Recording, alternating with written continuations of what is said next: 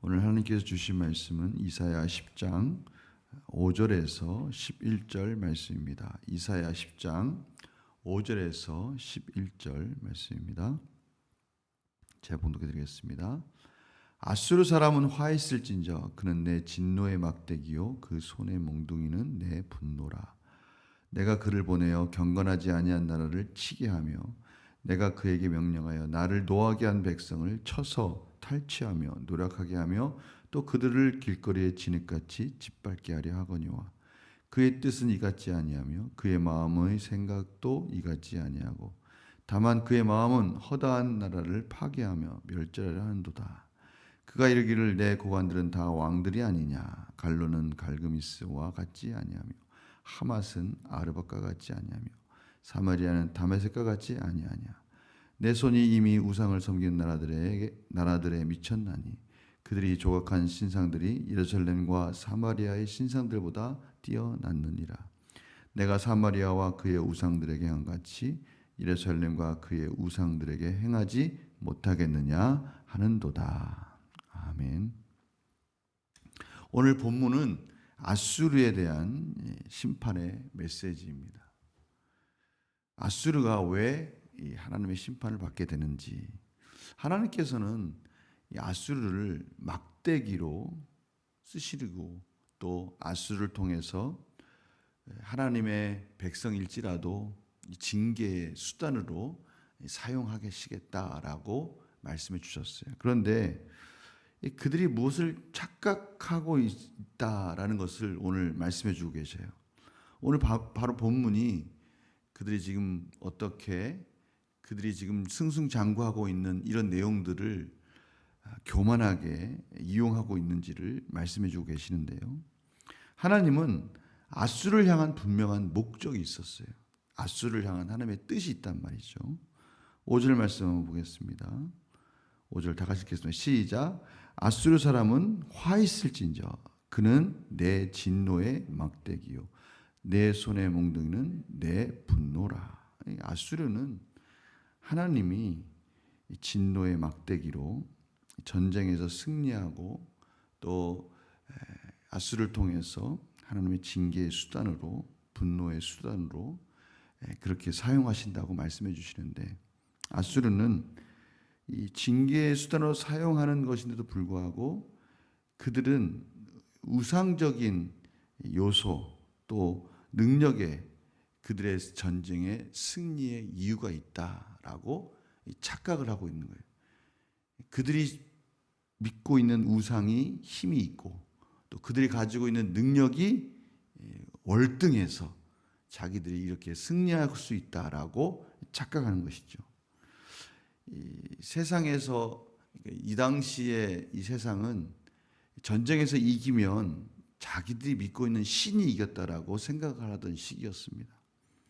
그러니 이 아수리가 지금 착각을 해도 한참 착각하고 있는 것이죠. 하나님의 뜻은 전혀 깨닫지 못하고 자기들이 세상의 주인인 것처럼 착각하고 살고 있는 그 아수르 인생에 대해서 하나님께서 화했을진저 슬프다 이렇게 선포하고 있습니다.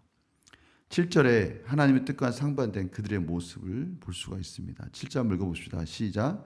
그의 뜻은 이같지 아니하며 그의 마음의 생각도 이같지 아니하고 다만 그의 마음은 허다한 나라를 파괴하며 멸절하려 하는도다. 하나님의 뜻과는 상관없어요. 그들은 나라들을 멸절하고 정복하고 그들의 욕망을 채우는 그러한 데만 집착하고 있는 그런 모습을 보는 것이죠. 그들이 교만하게 말하는 거예요. 우리 민족들은 다 왕 같지 않느냐? 얼마나 존귀하냐? 얼마나 능력이 있냐?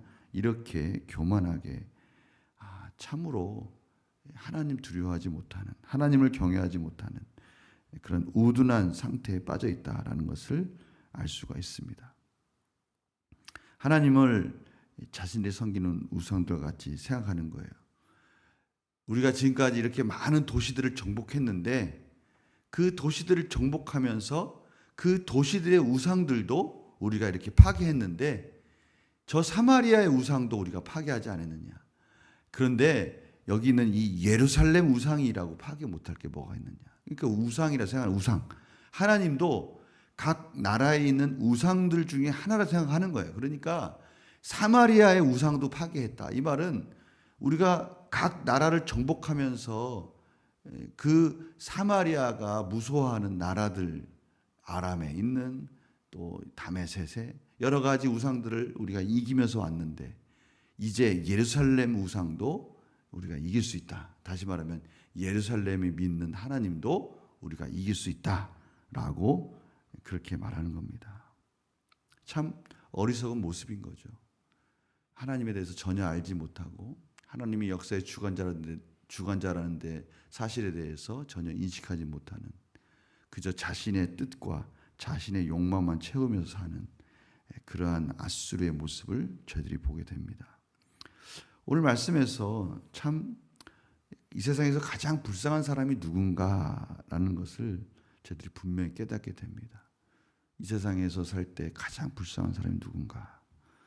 인생의 목적이 오직 자신에게만 맞추어져 있는 인생. 지금 자기들이 하고 있는 일들이 무슨 의미가 있고 또 무슨 목적을 갖고 살아가는지를 전혀 깨닫지 못하고 그냥 자신의 욕망만 채우고 또 자신이 원하는 이기적인 것만 채워가면 그것이 전부인 것처럼 사는 인생. 지금 딱 아수르와 같은 인생. 이것이 정말 불쌍한 인생이다라는 것을 저희들이 깨닫게 되는 거예요. 얼마나 지금 저희를 볼 때는 아수르가 참 딱합니까?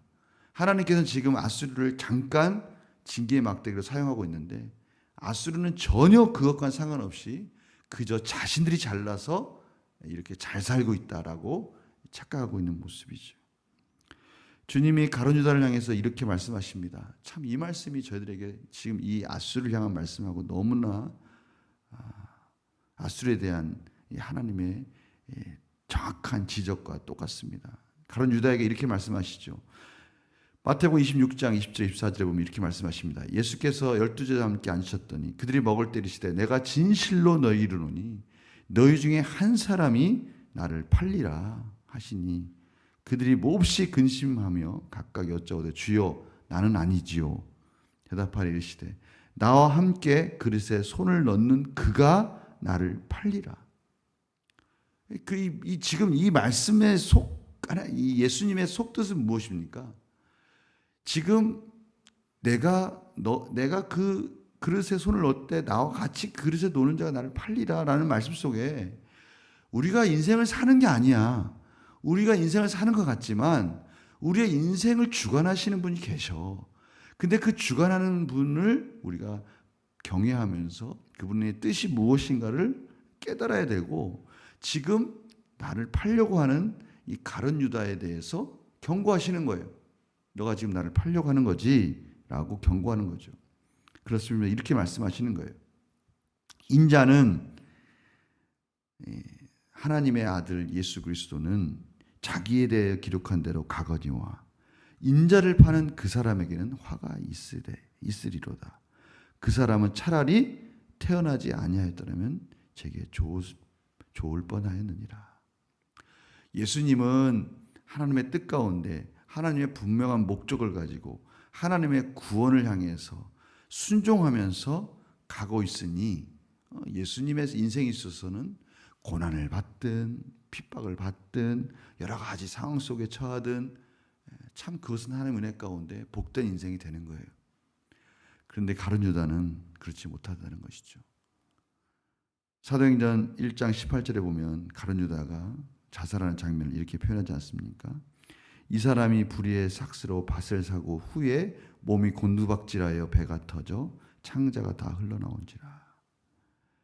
그런 결국 목을 메고 떨어져서 창자가 다 터지도록 그렇게 비참한 죽음을 맞이하지 않습니까? 바로 이런 것이죠. 주님은 어떠한 고난의 길을 갈지라도 그 삶은 육체적으로는 힘들고 참으로 어렵고 늘 하나님의 은혜를 구하는 삶이었지만 그 삶은 승리를 향해서 가는 복된 인생이었어요. 기쁨의 인생이었단 말이죠. 그래서 주님은 히브리서 12장 2절 3절에 이런 주님에 대해서 이렇게 표현하고 있습니다. 믿음의 주여 또 온전하게 하시는 이인 예수를 바라보자. 그는 그 앞에 있는 기쁨을 위하여 십자가를 참으사 부끄러움을 개의치 아니하시더 하나님 보좌 우편에 앉으셨다. 그 앞에 있는 기쁨, 하나님의 뜻이 무엇인지를 알고 그 뜻 가운데 순종하기 때문에 어떠한 수치와 모욕 속에서도 인내할 수 있었고 부끄러움을 개의치 아니했다는 거예요. 어떠한 있어도 부끄러워하지 않았다는 거예요. 하나님의 뜻 가운데 하나님이 나를 인정해주고 하나님의 은혜 가운데 이 길을 가고 있으니까 나는 어떠한 일 속에서도 부끄러움 없이 갈 수 있다라고 말씀하시면서 그 길을 갈 수 있었던 것이죠. 너희가 피곤하여 낙심하지 않기 하여 죄인들이 이같이 자기에게 거역한 일을 참으신 일을 생각하라. 저희들에게도 그렇게 살아야 된다라고 말씀해 주시는 것이죠. 피곤하고 낙심하지 말아라. 하나님의 뜻이라면 예수님처럼 비록 힘들고 어렵지만 그 길을 뚜벅뚜벅 걸어가서 하나님의 뜻을 완성할 날을 바라보면서 기쁨 가운데 살아야 된다라고 말씀해 주시는 것이죠. 하나님께서 오늘 저희들에게 그렇게 말씀해 주고 계십니다. 저희들은 무엇을 위해서 살고 있는지, 이 인생을 나그네와 같이 살면서 하나님 나라를 위해서 살아갈 때 부끄러움 없이 당당하게 떳떳하고 하나님께 영광을 올려드리는 하나님 나라를 위해서 헌신하며 살아갈 때 참으로 그 인생이 가장 복되다라고 말씀해 주고 계시는 것이죠. 오늘 하루 그러한 멋있는 삶을 사시기를 간절히 축원합니다. 우리 삶 속에서 하나님의 뜻을 살아간다면 저희들이 얼마나 멋있는 인생입니까? 얼마나 하나님의 은혜 가운데 오늘 보니까 예수님을 보좌 우편 앉으셨다.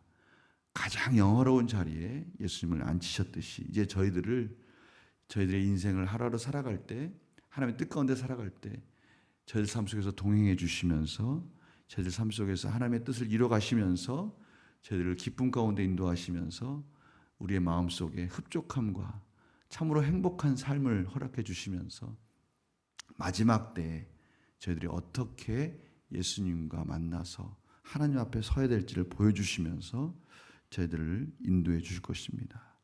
오늘 그것을 바라보면서 사는 저희들의 인생이 되길 원합니다. 저희들 인생 속에서 혹시 힘들고 어려운 일이 있습니까? 또는 세상 사람들의 관점에서 볼 때는 조금 부끄러운 그런 일들이 있습니까?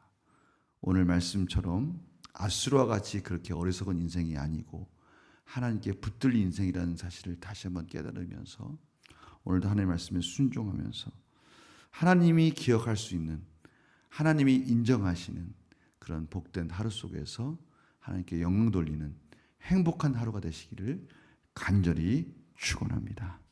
제가 기도하고 마치겠습니다. 하나님, 저희들을 왕 같은 제사장으로서 거룩한 백성, 하나님의 소유된 백성으로 인도하여 주시고 구원하여 주셔서 감사합니다. 저희들 인생을 어떻게 살아야 될지, 무엇을 바라보고 살아야 될지를 다시 한번 깨닫게 해주시고 아수르와 같이 그저 자기 이기적인 마음으로 자기가 주인인 것처럼 그렇게 비참한 인생을 살지 않도록 저희들을 다시 한번 붙들어 주시옵시고 오직 하나님 나라를 위해서 하나님이 기뻐하시는 말씀에 순종하는 삶을 통해서 하나님께 영광이 되는 하루로 살아갈 수 있도록 인도하여 주시옵소서. 감사드리며 예수님의 이름으로 기도드립니다. 아멘.